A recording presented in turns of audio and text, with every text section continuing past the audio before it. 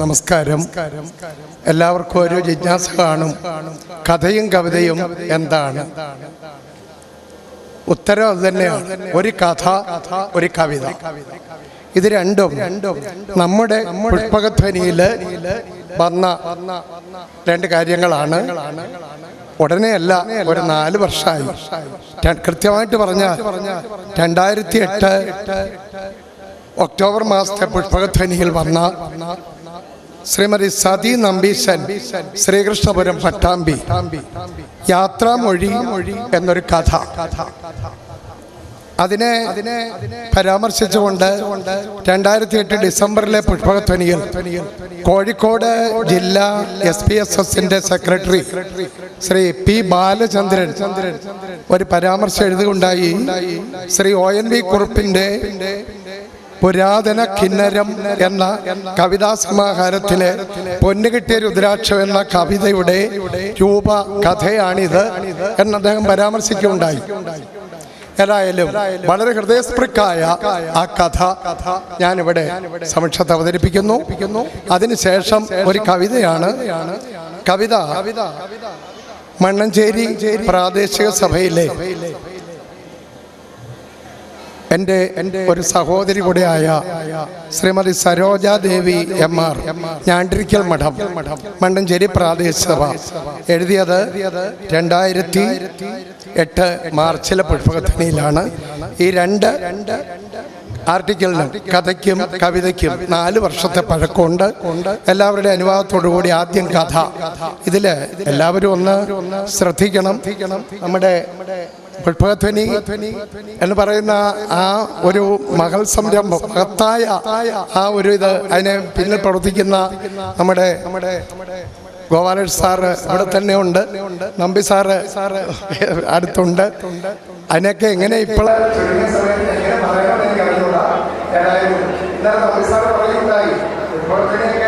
എത്ര പേര് വായിക്കുന്നുണ്ടെന്ന് ചെറിയ സംശയമുണ്ട്.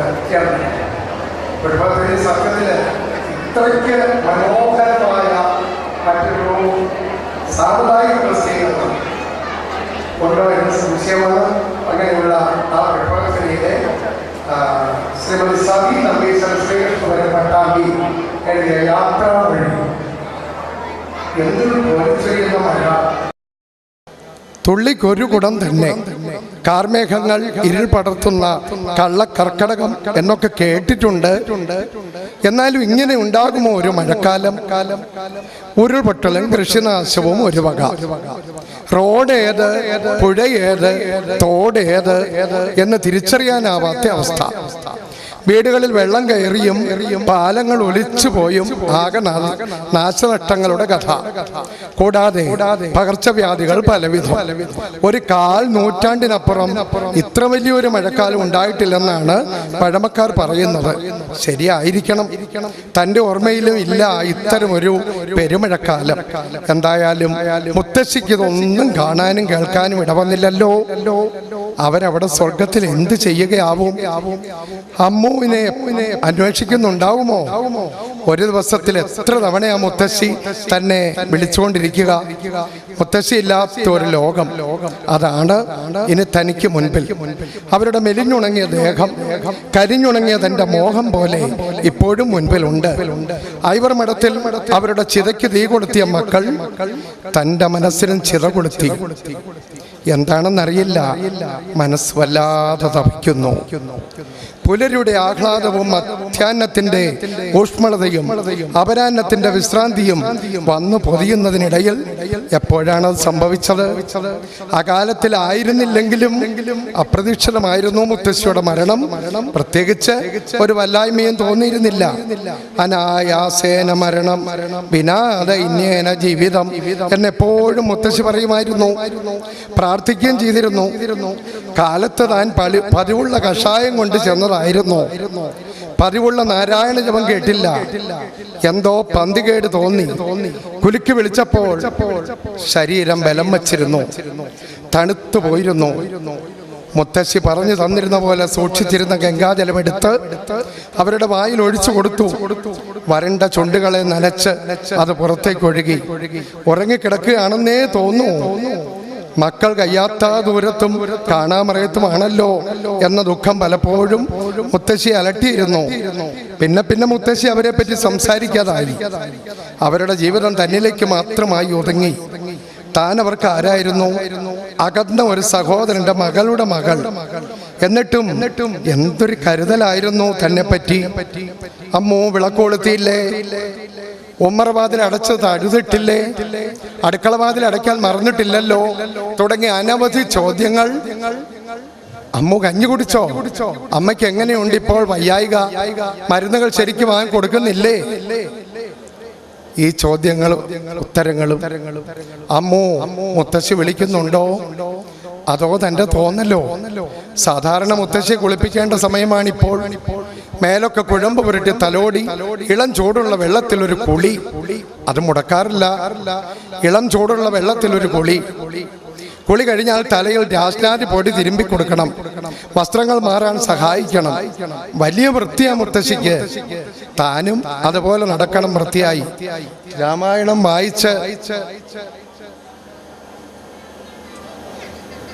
രാമായണം വായിച്ച് കേൾപ്പിക്കലാണ് അടുത്ത പടി.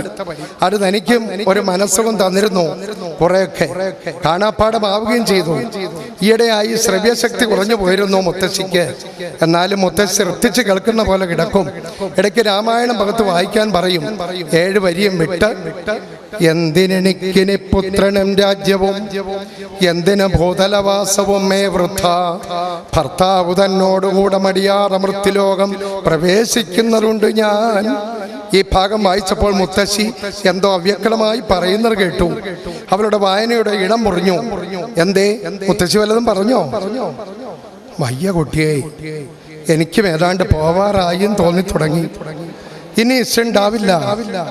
സങ്കടമൊന്നുമില്ല മുത്തശ്ശിക്ക് പോണേന്. പക്ഷെ എൻ്റെ അമ്മൂന് ഒരു നിലവന്ന് കാണണമെന്നുണ്ടായിരുന്നു മുത്തശ്ശിക്ക്.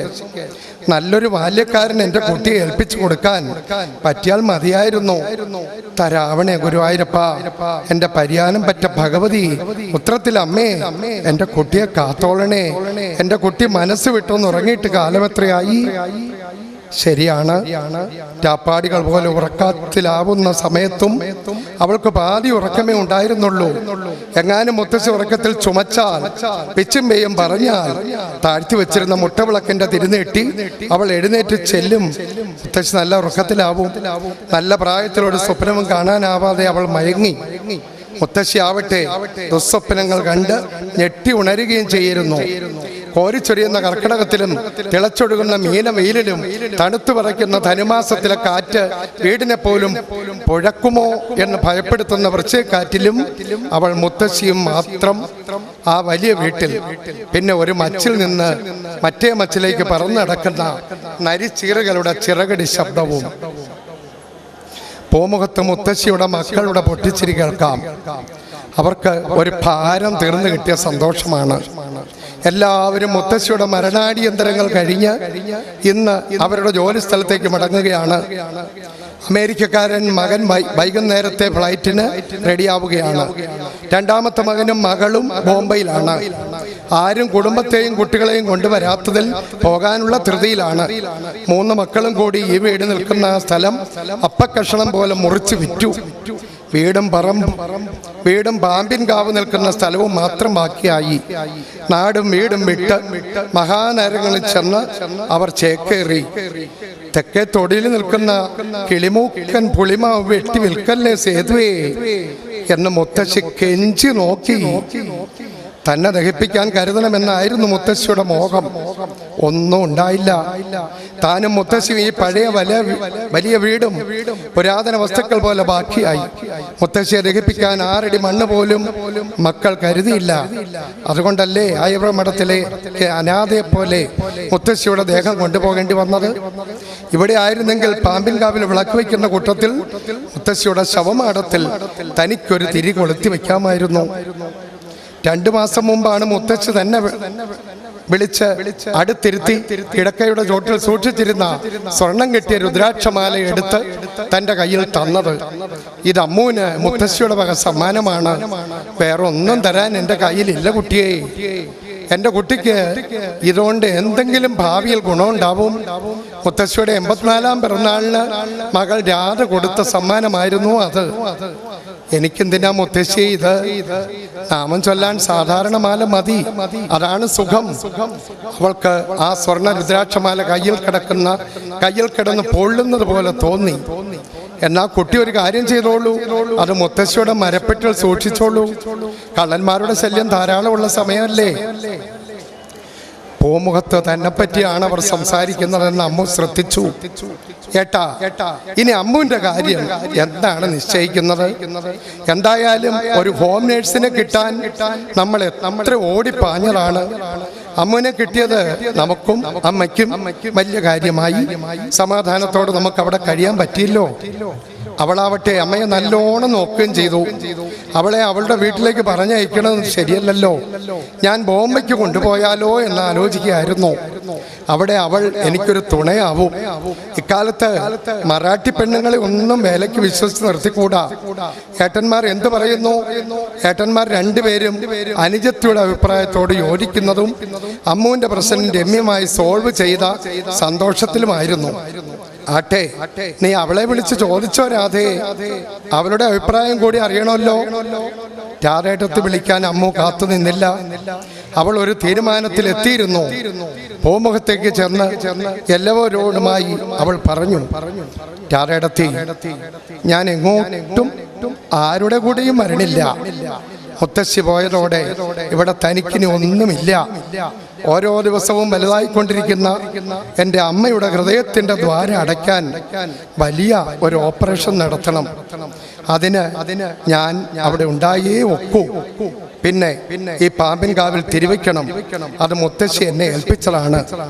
അവൾ തൻ്റെ പഴയ തുണിസഞ്ചിയിൽ നിന്ന് മുത്തശ്ശി കൊടുത്ത സ്വർണം കെട്ടിച്ച രുദ്രാക്ഷമാലയെ രാധയേട്ടത്തെ ഏൽപ്പിച്ചുകൊണ്ട് പറഞ്ഞു, രാധേട്ടൻ, ഇത് മുത്തശ്ശി എനിക്ക് തന്നതാണ്.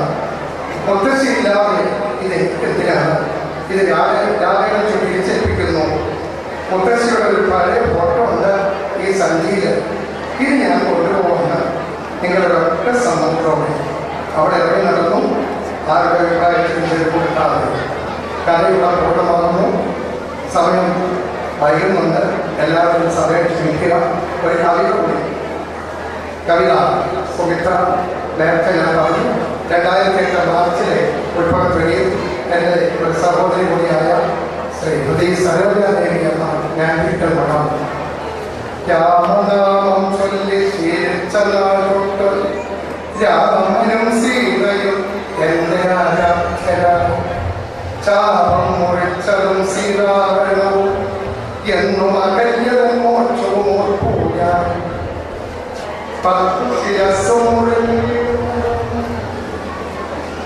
ആഘാതം പൊങ്ങി നിൽക്കുന്നതും വില്ലും ശരങ്ങളും വീരണം രാമനും എൻ സ്വപ്നമണ്ഡലത്തിൻ്റെ വിധന്യമാണ്. കല്ലിലും മുന്നിലും കാടിൻ്റെ ഉള്ളിലും കാന്തനോടൊപ്പം നടന്നു വൈദ്യേക്കും കാലിനും കല്ലിലും കാവലായി ചെന്നോരും കോമള സൗമിത്രി കൂടിയും കാലം കടന്നുപോയി കൗമാരം വന്നുപോയി കാവ്യത്തിനുള്ള ദുഃഖവും കണ്ടുനായി കണ്ണീർ കയത്തിൽ കഴിഞ്ഞ വിലപിടി മുക്തഭാവങ്ങൾ തീണ്ടാത്ത ഉണ്മിവ മുട്ടിട്ടു വന്നൊരാ മോഹങ്ങൾ പൂർത്തില്ല. ഒന്നല്ല രണ്ടല്ല 7 മത്സരം മാതാക്കൾ മൂവർക്കും കഴിച്ചവൾ മറ്റുള്ള മുന്നിലും ചേർന്നു വെച്ചവൾ മൈലിക്കായിട്ട് മാലിനാൽ പോലെയാണ് ആ മിഴിനീരോടുടച്ചില്ലിക്കൽ ശോകം പൊഴിക്കുന്നതിൽ മോഹമാകേങ്കിലും കേട്ടതില്ലായ്മ പൊട്ടിക്കരയാൻ ഒരിച്ചു സുമങ്കിൽ കൊട്ടാരം കിട്ടിയ സൗഭാഗ്യപൂരത്തിൽ ഇന്ദ്രജിത്തിന്റെ ശരത്തിൽ നീടുന്ന സഞ്ജീവനിയായ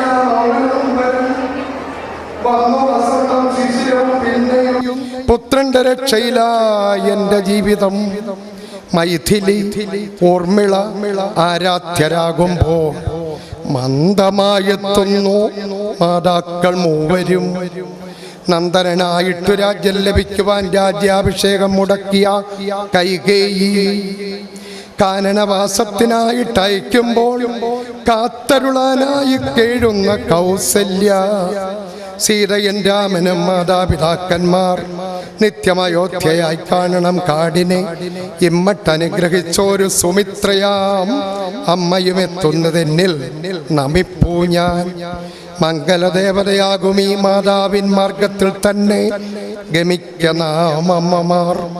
മംഗലദേവതയാകും ഈ മാതാവിൻ മാർഗത്തിൽ തന്നെ ഗമിക്കനാം അമ്മമാർ.